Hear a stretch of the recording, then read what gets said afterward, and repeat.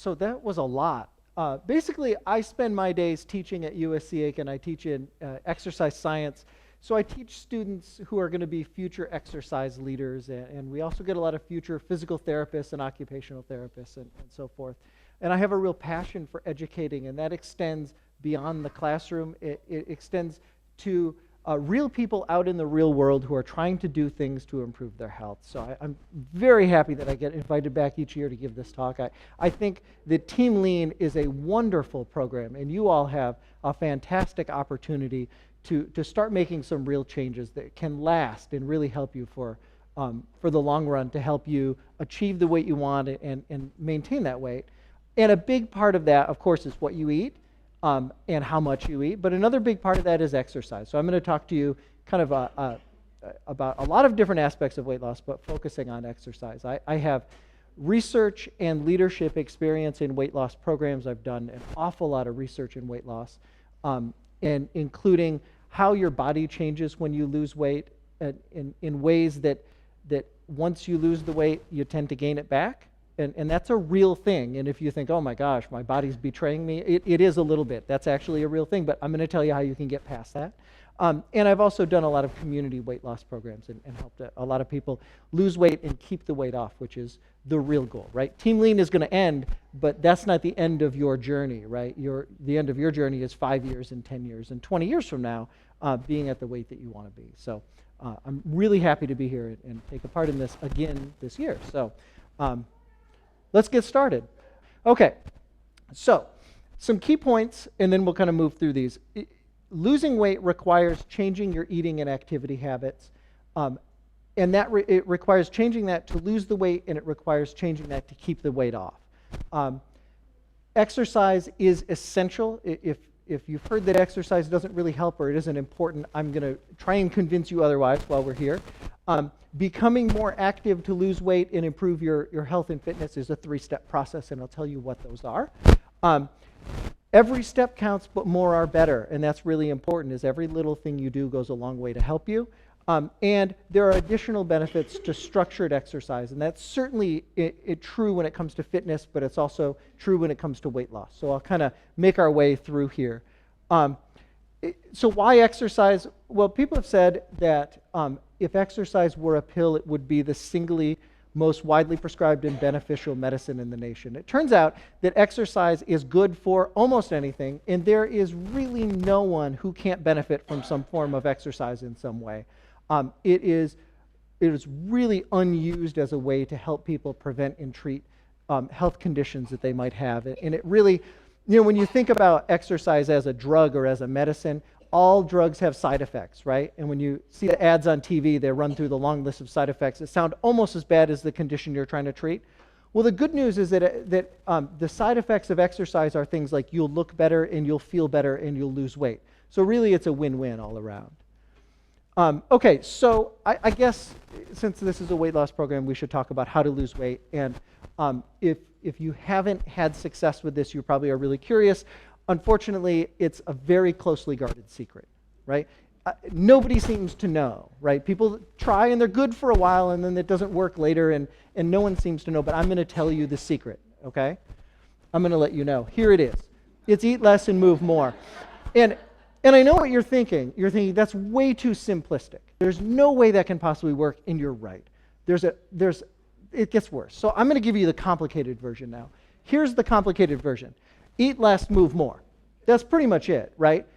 Eating less means you take in less energy, and moving more means you expend more energy, and you shift this balance to help you lose weight. And that's the secret right there. Now, the real secret is making that work for you, right? So we'll kind of get into how to make that happen. So I love this. I'm a real geek about weight loss and fitness cartoons, so this is a good find for me. It says, eat less and exercise more. That's the most ridiculous fad diet I've heard of yet.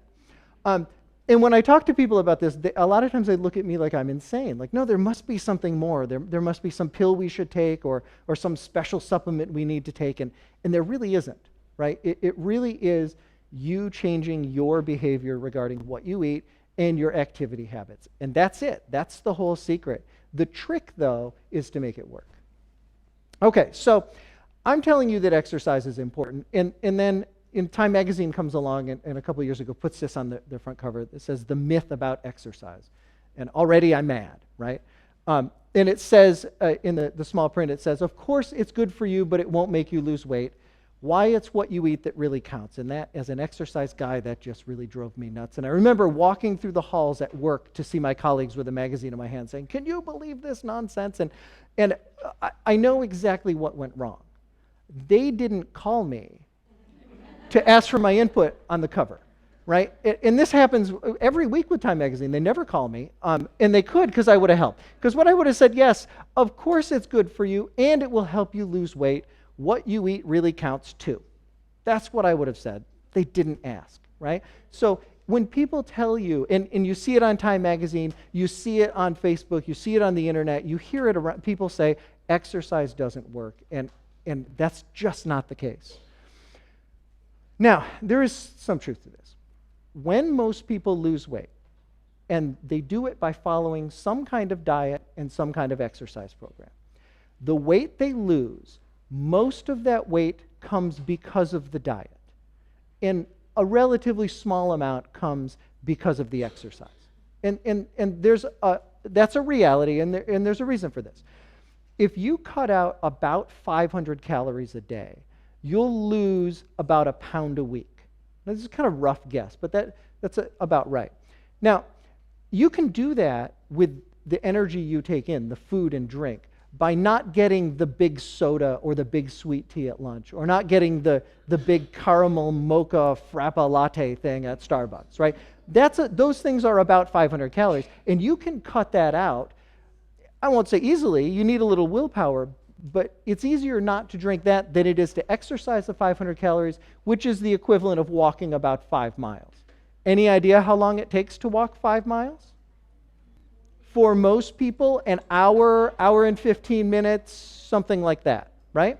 So you're looking at an hour and 15 minutes of exercise to equal not having the big sweet tea at lunch, right? So it's relatively easier to cut out a lot of calories simply by not eating and drinking as much, cutting back on your portions. Instead of having the whole dinner when you go out to a restaurant, you eat half and save half for the next day. You're cutting out an awful lot of calories that could be 2 hours walking on a treadmill, right? So it's relatively easier to cut out a lot of calories through diet than it is through exercise. But exercise works just as well if you do it, okay?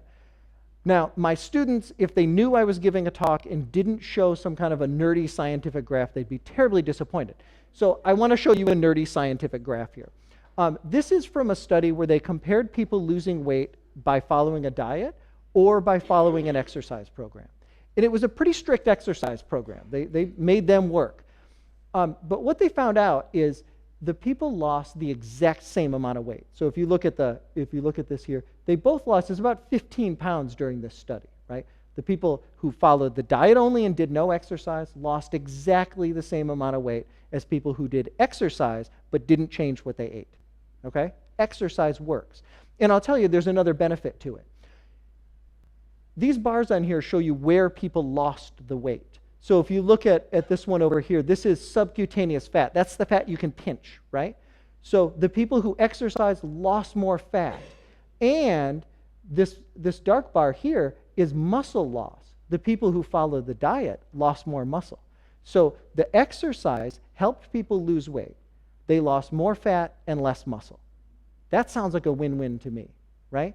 Now, the trick is doing that amount of exercise. This was a couple hours a day of exercise that people had to do, and that's not realistic for most people. But the point is that exercise does work. So anyone who tells you exercise doesn't work, you can say, yeah, but I remember seeing this really nerdy graph one time that shows that it does. And I'll be happy if you remember that. So it does work if you do it. Okay. So let's talk about diets really, really briefly. You're probably all following something that you're doing, changing the way you eat, the goal being to take in fewer calories. And obviously reducing calories is important. I think if you want to get a little more in-depth in that, cutting back on fat is a good way to cut back on calories. Eating fat doesn't necessarily make you fat, but cutting back on fat is a good way to cut out calories. And I think sugar is probably a bigger problem. I think the bigger problem in the way most people, most Americans eat is sugar intake more than it is fat. And I think if you focus on cutting back on sugar, that's going to really help an awful lot. And I'm not talking about the sugar that's in fruit. I'm talking about added sugars that are in so many foods and drinks that we get. I think portion sizes are a really important thing to pay attention to. When people ask me, I want to start losing weight, I don't know where to start, what should I do? The first thing I say is don't change what you eat. That's really hard. Eat less of it. Eat less of what you normally eat. Eat half as much, right? Don't fill your plate all the way. Use a smaller plate. When you go out to dinner, get half your meal, put it in a box, take it home, right? So reducing portion size is incredibly important. A good diet should emphasize whole grains, fruits and vegetables. You need to get enough protein in some way while you're doing that. What's really important, I think, is that you learn how to eat real food. And you learn how to prepare that food, and you learn how to make good choices. It's difficult. It will slow you down with your weight loss a little bit. But remember, your goal isn't this week or next month. It's years from now, right? And taking some time to learn now is really going to help. And you really do need to exercise regularly to make that work. And I have proof. I have some experts. I'm going to share some information from some real experts that will emphasize that. What you shouldn't be doing. You shouldn't be following any diet that really extremely restricts things or overemphasizes things. Does anyone remember the cabbage soup diet from a long time ago? You'd eat two bowls of cabbage soup a day and the weight would just melt off. No. You don't need to eat 2 bowls of cabbage soup. What happens when you eat the cabbage soup is you're not eating the stuff you would normally eat, right? So there's no magic in cabbage soup. It just kept you from eating the bad stuff you would normally eat. It also shouldn't restrict anything. If you follow a diet that says you're not allowed to eat strawberries for 2 weeks, but then 2 weeks from now you can start eating strawberries again, that's nonsense. There's absolutely no reason for that. It shouldn't severely limit your calories. If you're doing anything less than about 1,000 calories a day, you really should see your doctor before you do that, because it is possible. Not likely, but it's possible for people to get themselves in some malnourishment problems with certain vitamins and minerals if they really restrict too far. There really is no reason to do that. And you shouldn't have to pay for it. You shouldn't have to buy special meals or supplements. If somebody's selling you a supplement to help you lose weight, they're lining their pockets. They're not helping you lose weight. There are no dietary supplements that have ever been shown to really promote long-lasting weight loss. It just doesn't happen. What does work is changing the way you eat, and if you happen to be taking a supplement along the way, you think that it's working, but it's really not. You can join programs where you pay and they'll send you the food, right? You get a box of food and it says eat this for breakfast and lunch and dinner, and that's all well and good until the program ends, and then what are you going to do? You haven't learned anything about what to eat. What you've learned is how to open boxes, right? So you really should be doing this a lot by trial and error, figuring out what works for you to help you lose weight. Okay, now, the goal should be to develop healthy eating patterns, and what do we mean by healthy eating? Well, it certainly isn't any of these things. And I'll be honest, no one really knows. People argue about what's healthy and what isn't. But what I do know is this. There's no one diet that's healthy and then all the others aren't. So you could follow the paleo diet, and there's really nothing wrong with following the paleo diet. It's not magic like people think it is. It's no more magic than the glycemic index diet, or the low-fat, high-carb diet, or the high-carb, low-fat diet, or the no-carb, no-fat diet, or the whatever it is that you want to eat. In fact, when you look at most of these kind of popular fad diets, they are so very close to what we're all supposed to eat anyway, right? They just put a fancy name on it and it makes you feel good. So if it makes you feel good to tell people you're going paleo, then tell people you're going paleo and do it. But that's not necessarily any better than a vegetarian diet. You have to find something that works for you. That's the real trick. Okay, I don't know if you've read the book In Defense of Food by Michael Pollan. If you're looking for a beach read, or I guess a winter read, this is an excellent book. It's all about how we've kind of gone away from thinking about food as food and thinking about it as nutrients, right? And what it's done is it's led us down some really strange paths with the way we eat. And this is an excellent book. And on the cover, it gives this advice, which I can't honestly do any better. It says, eat food, not too much, mostly plants. Eat lots of fruits and vegetables. Don't eat more calories than you earn, and focus on real food rather than processed, air quotes, food, right? That we all eat so much of. And so, I guess that's about as good as it gets for advice. I saw this, and I think this is pretty good. If it came from a plant, eat it. If it's made in a plant, don't. I would go one step further, though, and I would change that to farm. I think if you're getting food like your grandparents and great-grandparents would have eaten, you're on the right track.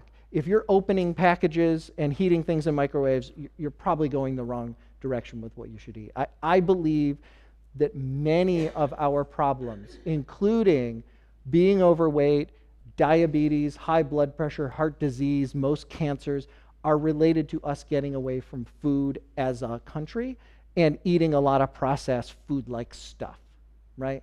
And if you're at a point where you're changing the way you eat to try and lose weight, one thing you should think about is, how do you want to be eating for the rest of your life? What is the healthiest way to eat?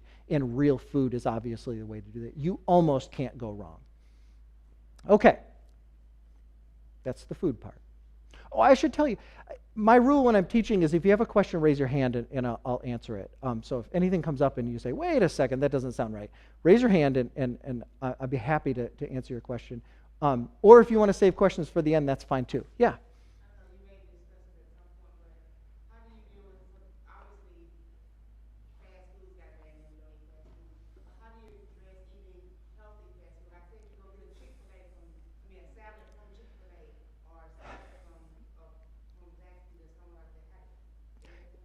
So the question is about eating fast food. How do you eat healthy fast food, and how does that fit into this, right? So the way I described eating sounds really good.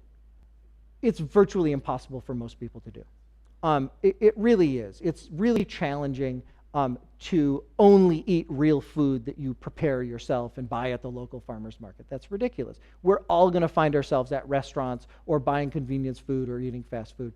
And I think you can try to hunt and peck for healthy fast food. I think if you're in that situation, the best thing to do is just eat less. I think even healthy fast food isn't necessarily any healthier than unhealthy fast food when you really look at it. I think salads are a good way to go, but you got to be careful, because a lot of salads, when they put cheese and a lot of dressing on top, you end up with something that has as many calories as a burger and fries, right? And now, I would argue that the salad is better because there's a bunch of vegetables in there, right? And I think that's good. I think that's a good choice.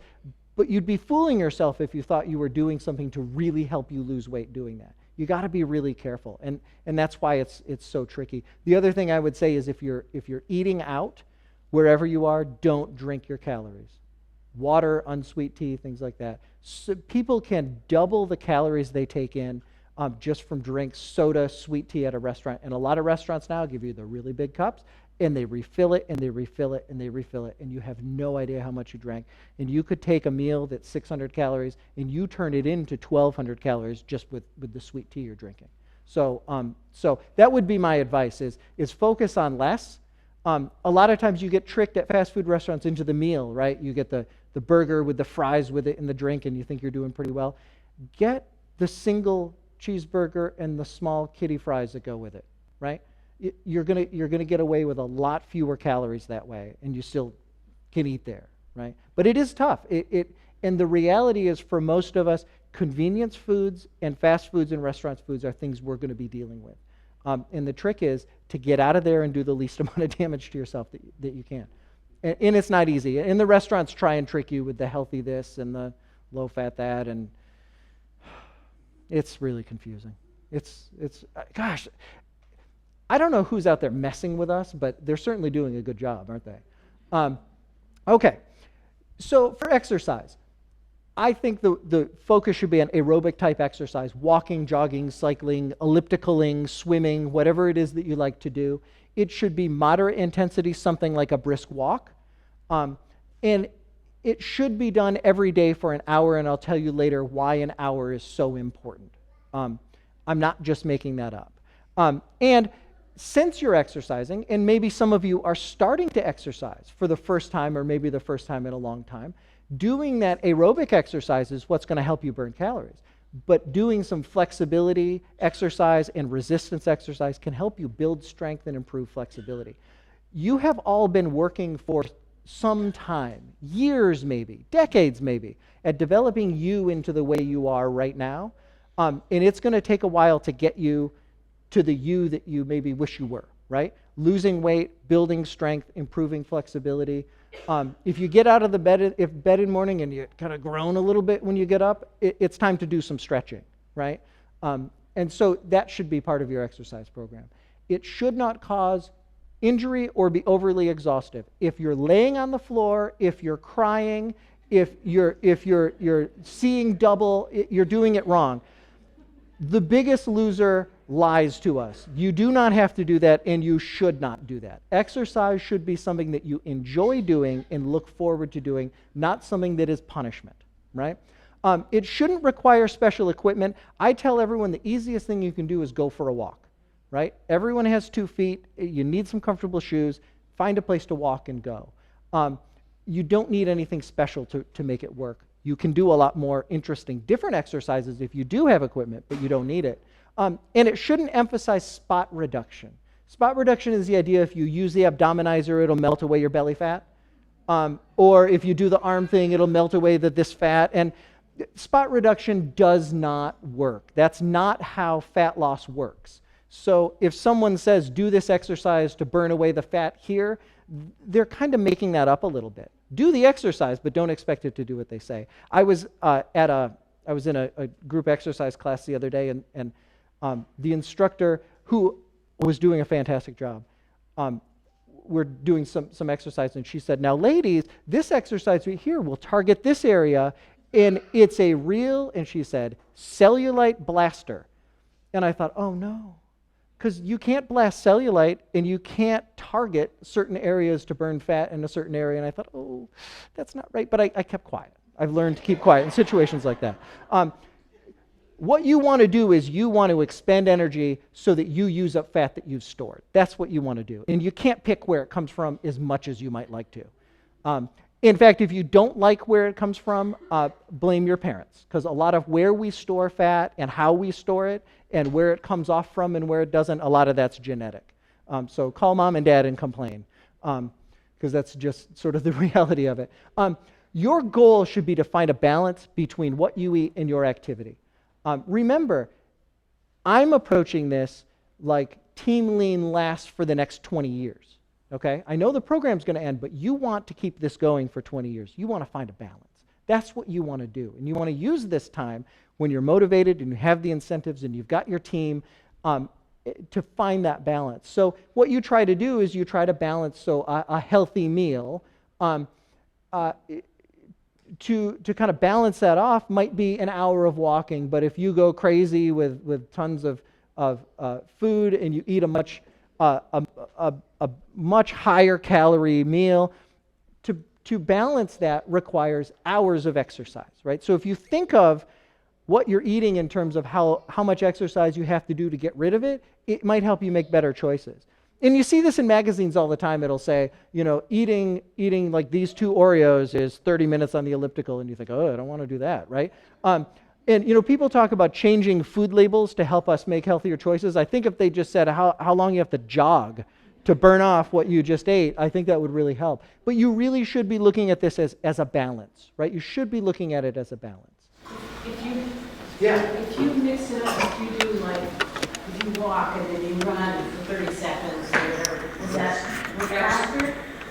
What happens? Or is that good? Oh, of course it's good. Anything you do is good. Anything you do is, that's perfect. So if you walk for a while and then you decide to jog a little bit, then you're tired and you walk some more and try jogging again later for 30 seconds or so, that's great. I like to get people thinking in time rather than intensity. And I'm going to stick with my hour-a-day goal. I like thinking time because intensity can vary, and it varies among people. So if you go with someone else, their jog might be slower than yours, right? So it'll be different. But if you think, I'm going to go for an hour, whatever you do during that hour is good, right? And if it includes some jogging and some walking, then go for it. Absolutely. Absolutely. Yeah. I was going to share, you were talking about the food choices, and one of the things that I found really interesting is myfitnesspal.com. And I remember I used to go to, well, I still go to McDonald's sometimes, and I was thinking that one of the wraps was like really healthy. Oh my gosh, when you put it into the MyFitnessPal, it breaks down every single thing, like all the calories, all the sodium, all of the everything. And it makes you stop and say, oh wow, wait a minute, I don't want all of this. So it helps. You're absolutely right. And again, I think that's a great point, is you need to have those oh wow moments. I call them oh shoot moments, right? And you want to have them before you eat the food and say oh shoot. because you want to become aware of that. It's so easy for us to not pay attention to that sort of thing, but you need to start paying attention. And anything that you have that'll help you, I say use it. Does an hour need to be all at one time? It does not. It does not. I will say this, though. If you can get yourself where you can walk for an hour without stopping, that means you're in pretty good shape. Now, if it's a time thing, you can split it up. I think you could go probably, as short as 10 to 15-minute segments. I wouldn't do less than that, mostly because then you start counting like the walk to the bathroom as exercise, and you really shouldn't do that. But yeah, especially to fit in a busy schedule, if you have to take your hour walk and split it up into 3 20-minute walks, that's great. Absolutely great. Okay, so this idea of balance is a real thing. And so what we try and do is balance the energy we take in, and that's the food we eat, carbohydrates and protein and fat, and if you like a glass of wine or a margarita now and again, alcohol too. And you balance that with the energy that you expend, right? And we'll kind of talk about this a little bit. And if you take in more energy than you're expending, you're going to gain weight, right? That's how this works. And if you expend more energy than you take in, you're going to lose weight, right? So what you're trying to do right now is shift your balance towards losing weight, eating less and moving more, exercising more. And the reason I say that is when we look at energy expenditure, it's got some parts in here, resting, metabolic rate, and thermic effect of food, and those are things that you practically can't change, right? They might be important, but you really can't change them. But what you can change is your activity. Right? So focus on the things that you can change, and activity is a big one. I'll talk about NEAT in a minute because it's really neat if you don't know about NEAT. Okay, so this is a little pie chart here showing where your calories go in a day that you burn. This blue part is the calories burned at rest. That's when people talk about their metabolism, like speeding up your metabolism or having a slow metabolism, that's what people are talking about. And it's the calories that your body uses to keep you alive. Okay? And then there's this little red part here, which is physical activity. This is you moving. Okay? And then there's this little tiny green piece of the pie here, which is the energy. When you eat, your body actually expends energy to digest and absorb the food you ate. But I want you to notice something. It is a super tiny little piece of the pie, so it really doesn't add up to much at all. And the only way to increase that is to eat a whole lot more, which completely defeats the purpose of what you're trying to do, so I say ignore it. Right? So what can you change? The green, ignore it. The blue is really hard to change. It is true that you can speed up your metabolism, slow down your metabolism a little bit, but it's not something that you can decide to do today, right? It's really difficult to do, but what you can change is your activity. So if we then take this piece of pie and go down here, the little blue part, that's purposeful movement. That's you going for a walk. That's you exercising. That's you doing stuff. And then the rest of it, that's exercise is here.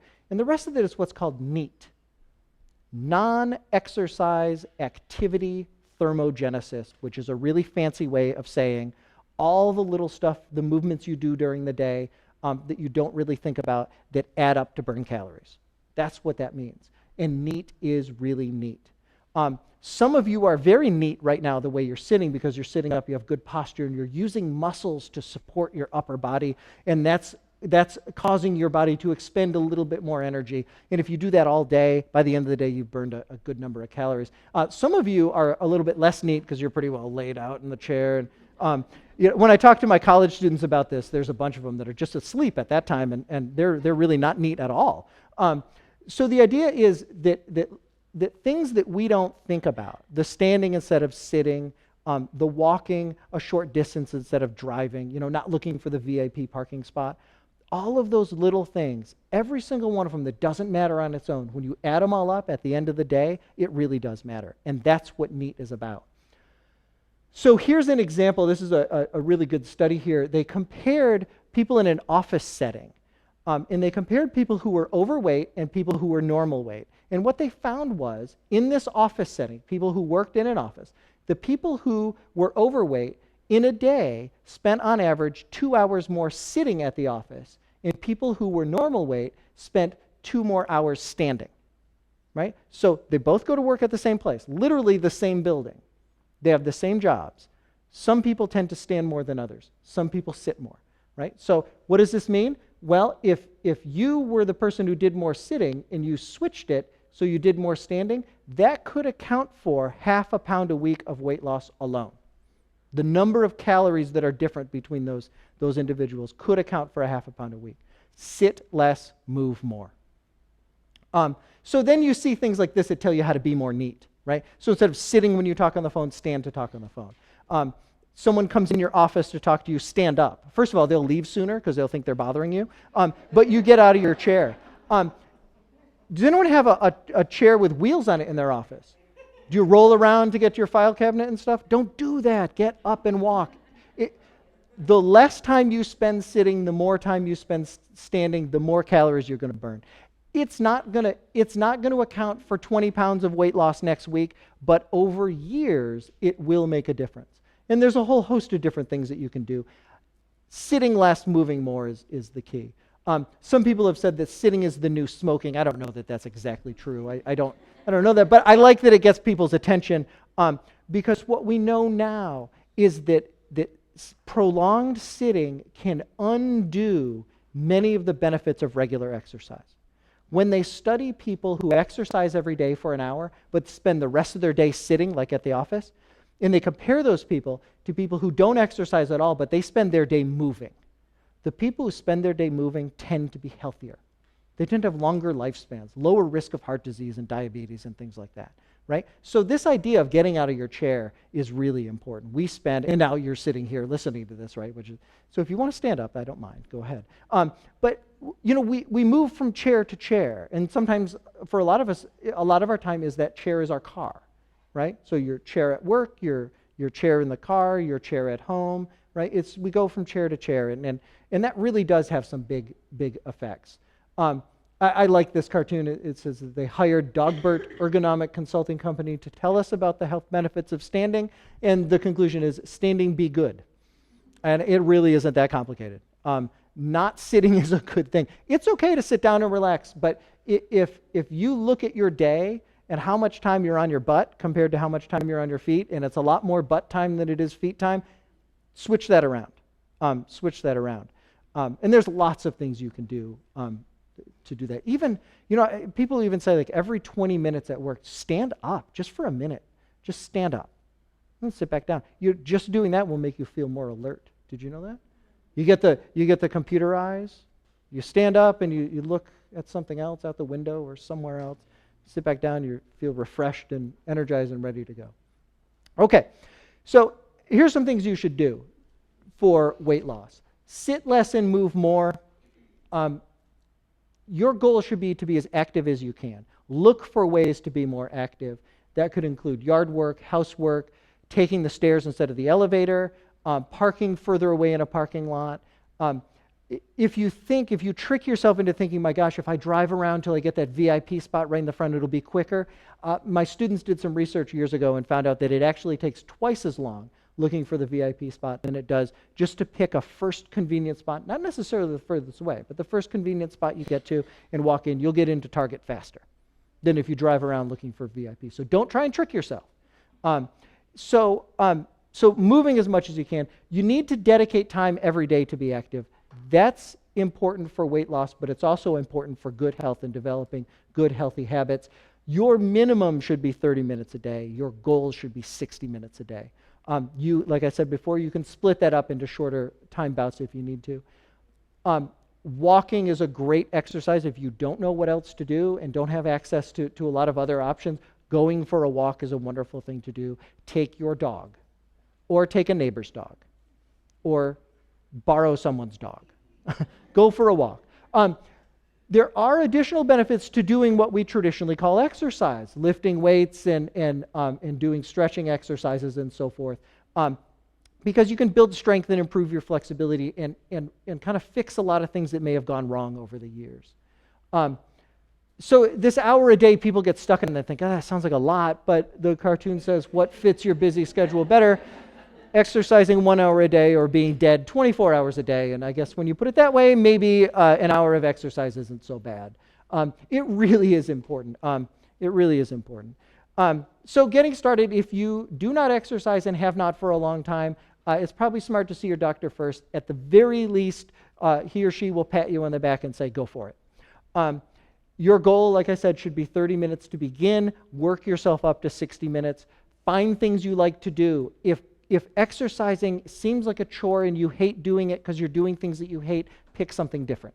You will find something that you like and find that to do. Include your friends and family. Chances are they could benefit as well, right? We don't normally do our things in isolation. It's our social circle. It's our family and friends that do them with us. So chances are there are people close to you who could benefit from going for a walk with you.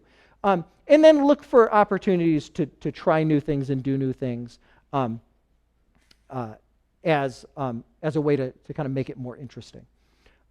So sometimes you see like a pyramid here where the base of your pyramid should be as much activity as you can do, and then do some kind of more intense exercise sometimes, and strength and flexibility training. Then here at the top, the stuff you're not supposed to do very often, that's the sitting and watching TV, right?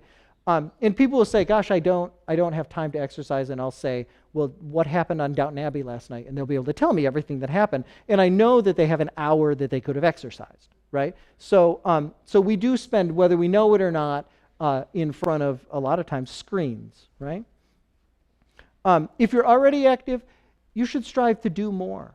You should try new things. You should try new types of exercise. You should work, if you don't do any type of resistance training, you should. There are an awful lot of people who, it turns out, have lost a lot of strength, especially women, and it's really important to maintain that strength, especially as we get older. Try new things. Don't forget about sports and other activities. If the idea of playing sports horrifies you, you don't have to, but you might find something you like to do. And we're all lucky that we have the Y that we can use, which has unbelievable resources for things to do. That can make exercise something that's fun and not just something that you have to do. Resistance exercise, you can do this using weights, free weights, you can do this using machines, you can do this using body weight, you can do this using elastic bands, you can do it at the gym, or you can do it at home, but doing something for strengthening is really important, and it's something that you shouldn't overlook. It is practically not possible, as you're losing weight, to actually gain weight by adding muscle. So if you're worried about, I don't want to get bulky and actually gain weight, that is very unlikely to happen. The people who can do that do more training than you have time for. So that isn't really realistic. Flexibility, I think, is overlooked by everybody, myself included. It is really something that we need to work on. A lot of aches and pains and problems that we have are traced to poor flexibility, and doing a little stretching really can go a long way to help. If you can't reach down and touch your toes without it hurting or screaming out loud, or bend down and tie your shoes, you need to do a little work on your flexibility. And it's probably not just your lower body, it's probably your upper body too. And I'll tell you, I'm as guilty of this as anyone, right? But it is something that's important. Okay, so you might have heard about high-intensity exercise, things like CrossFit, or what people are calling HIIT training, right? High-intensity interval training. Have you guys heard about this before? Do any of you do these kinds of training? A lot of people are interested in these kind of things, especially things like CrossFit or high-intensity training, especially people that want to lose weight, because the claims are that you can burn thousands of calories doing these types of exercise. And And you can burn a lot of calories doing those kinds of exercise. So in theory, they would be a good idea. You can absolutely improve your fitness doing these kind of things. If you compare like walking or jogging or something like that as exercise in doing that for an hour a day, and compare that with 10 to 15 minutes of really intense exercise, the really intense exercise for a short time will give you greater fitness benefits than the hour of walking or jogging. That's improving your cardiorespiratory fitness so you can run faster and farther. Not necessarily burning more calories, but you can improve your fitness a lot doing these things. The downside is if you've never tried it, try it sometime, but just be aware, it's going to be really hard. I mean, when they say high intensity, they mean like all out, as fast as you can go, as hard as you can go. If you find exercise boring, go to a CrossFit class sometime. Go try one. I promise you won't be bored. And a lot of these things, if you have a good coach or a good leader, they can scale it. So what the really fit people do, you can do those same exercises. They just take it down about 10 notches, right? So it can be scaled so that you can do it, but you have to be careful because there's a tendency to try and do too much. But if you have a good coach, and I know that the coaches at the Y are really good, the CrossFit coaches are really good at scaling and helping new people get started so they don't get hurt or they don't have a bad experience. And it can be a heck of a lot of fun. And I'd also say, look for other things to do too. Look for like road races. If you are getting into walking, look for like a 5K or a 10K walk for something. You can find these charity things all the time. Raise money for a good cause and go for a walk. If you want to start jogging, training for some kind of like a 5-kilometer race or that's about 3 miles, these things are all over the place, and it's a really good opportunity to try something new. So the next thing is, now you know this, exercise is good, sitting is bad, eat less, move more, eat real food. You just have to make it happen, right? And this is the tough part. Nobody can really tell you how to do this. You have to figure this out on your own. If you've tried to lose weight in the past or have lost weight and gained it back, you are already an expert in this because you know things that don't work for you, right? You know things not to try anymore. Try something new, try something different. But you have to make it a priority, and you have to dedicate your time and energy to it. It will never work until you say, this is the time I'm going to do it, right? And that comes from in here, and that comes from in here. That doesn't come from me talking or anyone else talking to you or whatever. You have to decide, and you have to make it a priority. And when you make it a priority, you'll make it work, right? And it might not be this time, but it may be, and it can be, right? But you should always be going along and learning and figuring out what works and what doesn't, and asking for help and getting your friends and family involved with you. You've got to you got to take the first step, right? You got to take the first step, and that's really important. But the reasons people aren't successful losing weight, it's never that they didn't follow the right exercise program or the right diet. It's that they didn't make it work for them. Right? They didn't fit it into their lifestyle. They tried to put a square peg in a round hole. Yeah? And you have to find something that's going to fit with your lifestyle and what's going to work for you. And that's the key. And when you figure that out, let me know how you did it, because nobody really knows, right? There's no one thing that works for everybody. You got to work at it. And if you say you don't have time, I'm going to say find another excuse. This is the average employed American's weekday. And over here we have leisure and sports right here, 3.6 hours. And if you look here, watching TV, on average, 2 hours a day. So the average American has 2 hours a day to watch TV. Certainly, I imagine there's an hour in there to do some exercise. By the way, sports and exercise, 0.2 hours, that's 12 minutes, right? So there's time. Try and find it. It can be tough, but it's important. And here's the thing, is you can't not sleep, and you can't quit your job because you're on team lean. Oh, maybe you can, but I don't recommend it. So it's a matter of finding things you're not going to do to add in something new, right? And that's again, making it a priority and making it work. Okay, so let me tell you about the real experts. There is something called the National Weight Control Registry. It is a national program where people can go, actual real live people, and tell about their weight loss experience. Tell how much weight they lost and how they did it, and what they're doing to keep the weight off. And there are hundreds of research studies that are done on this information, on these people. On average, the people who contribute or have joined this registry have lost an average of 66 pounds and kept it off for over 5 years. So if someone says it's not possible to lose weight and keep it off, this group says that you can.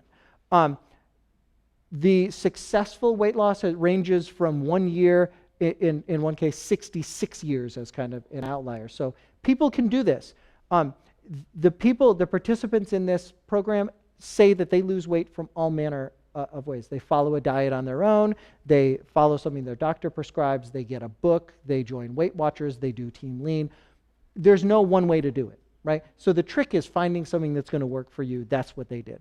Now, here are the things that kind of support what I've been telling you. And I said there's experts that will back me up, and here they are. 98% report that they modify their food intake in some way. Anyone who tells you that you can lose weight without changing how you eat, the people who have lost weight and kept it off say no.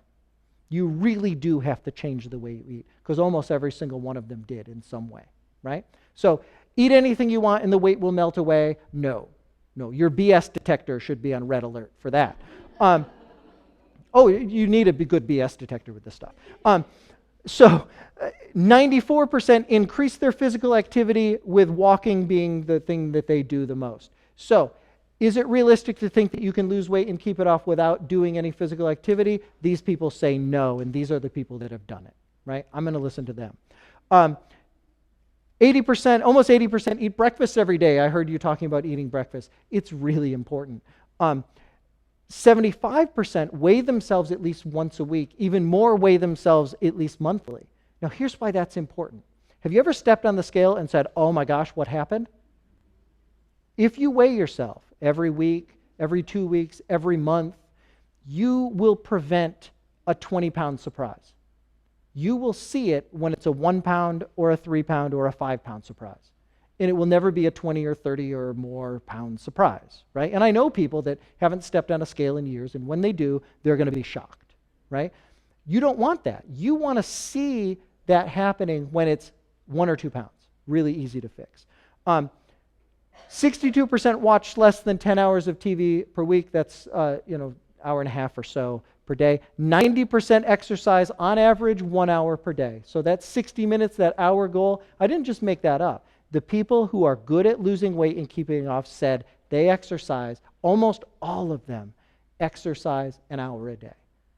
And I say if it works for them, there's got to be something to it, right? And that's where that hour comes from. So I guess the kind of ending advice would be to walk the dog every day, even if you don't have a dog, right? So if